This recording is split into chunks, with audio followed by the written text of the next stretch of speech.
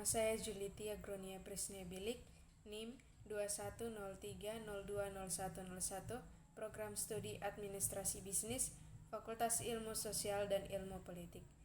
Kali ini saya akan mereview buku Introduction to Sociology oleh Ethiopia Publica Health Training in Latif.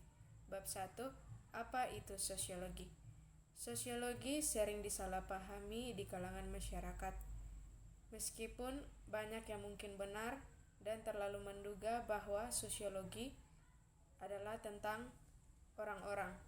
Beberapa orang berpikir bahwa itu semua tentang membantu orang yang tidak beruntung dan melakukan pekerjaan kesejahteraan, sementara yang lain berpikir bahwa sosiologi sama dengan sosialisme dan adalah sarana untuk membawa revolusi. Umumnya dipahami sebagai studi atau ilmu. Jadi, secara etimologis, definisi literal dari sosiologi adalah bahwa itu adalah kata atau berbicara tentang masyarakat. Bagian 2, definisi sederhana dari sosiologi. Sosiologi adalah ilmu yang mempelajari tentang masyarakat. Meskipun istilah sosiologi pertama kali digunakan oleh filsuf sosial Prancis Auguste Comte, yang disiplin lebih tegas didirikan oleh ahli teori seperti Emile Durkheim, Karl Marx, dan Max Weber, Hobbes, Hume, dan Fleming pada tahun 1978. Sebelum melangkah lebih jauh, mari kita perhatikan bahwa konsep masyarakat dan budaya adalah pusat dalam sosiologi. Bagian 3, membedakan antara masyarakat dan budaya. Masyarakat adalah sekelompok orang yang hidup dalam beberapa jenis wilayah yang dibatasi dan siapa yang berbagi cara hidup yang umum. Budaya adalah cara hidup masyarakat yang dimiliki oleh masyarakat atau suatu kelompok. Interaksi manusia dengan lingkungan luar. Pentingnya interaksi manusia untuk perkembangan manusia, bagaimana dunia sosial mempengaruhi kita. 4. Definisi sosiologi yang lebih formal. Sosiologi adalah studi ilmiah tentang masyarakat yang tertarik untuk mempelajari hubungan sosial antar orang dalam konteks kelompok. Bab 2, masyarakat dan budaya. 1. Definisi. Istilah masyarakat seperti yang disebutkan sebelumnya berasal dari kata Latin socius. Istilah secara langsung berarti asosiasi, kebersamaan, suka berteman, atau sekedar kehidupan kelompok. Bagian 2, fitur dasar masyarakat. Pertama, masyarakat biasanya merupakan pengelompokan yang relatif besar dari orang dalam hal ukuran. Dalam arti yang sangat penting, dengan demikian, masyarakat dapat dianggap sebagai yang terbesar dan paling kelompok sosial kompleks yang dipelajari sosiolog. Kedua, sebagai definisi di atas menunjukkan hal yang paling penting tentang masyarakat adalah bahwa anggotanya berbagi kesamaan dan budaya yang berbeda. Ini membedakan dari yang lain kelompok populasi. Ketiga, suatu masyarakat juga memiliki kepastian atau wilayah yang terbatas. Populasi yang membentuk masyarakat tertentu dengan demikian dapat ditempatkan di tempat yang pasti area geografis. Bagian 3, elemen kebudayaan, yaitu pertama, simbol, kedua, bahasa, 3, nilai, 4, norma adat. Bagian keempat, jenis atau kategori masyarakat. Sosiolog mengklasifikasikan masyarakat ke dalam berbagai kategori tergantung pada kriteria tertentu. Salah satu kriteria tersebut adalah level perkembangan ekonomi dan teknologi yang dicapai oleh negara. Dengan demikian, negara-negara di dunia diklasifikasikan sebagai dunia pertama, dunia kedua, dan dunia ketiga. Pertama, negara-negara di dunia adalah negara-negara yang sangat industri maju dan kaya serta ekonomi seperti Amerika Serikat, Jepang, Inggris, Prancis, Italia, Jerman, dan Kanada. Negara dunia kedua juga industri maju, tetapi tidak sebanyak kategori pertama. Bab 3. Sosialisasi. Definisi dan kebutuhan sosialisasi adalah proses membuat seseorang menjadi manusia dan seutuhnya, atau lebih tepatnya, ini adalah sebuah proses di mana individu belajar dan dilatih dalam norma dasar, nilai, keyakinan, keterampilan, sikap, cara melakukan dan bertindak dengan situasi sosial tertentu, kelompok atau masyarakat. Bab 4. Organisasi sosial dan sosial interaksi. 1. Kelompok sosial.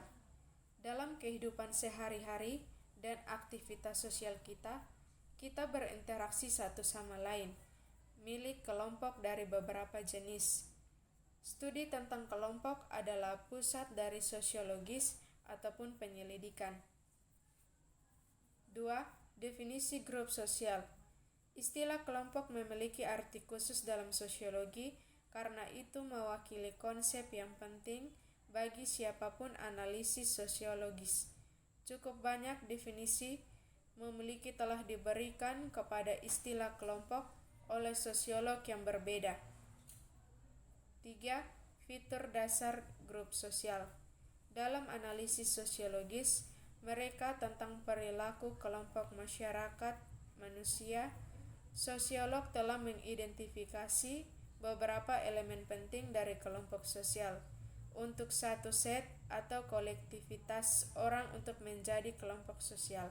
Itu harus memiliki ciri-ciri atau fitur penting. 1.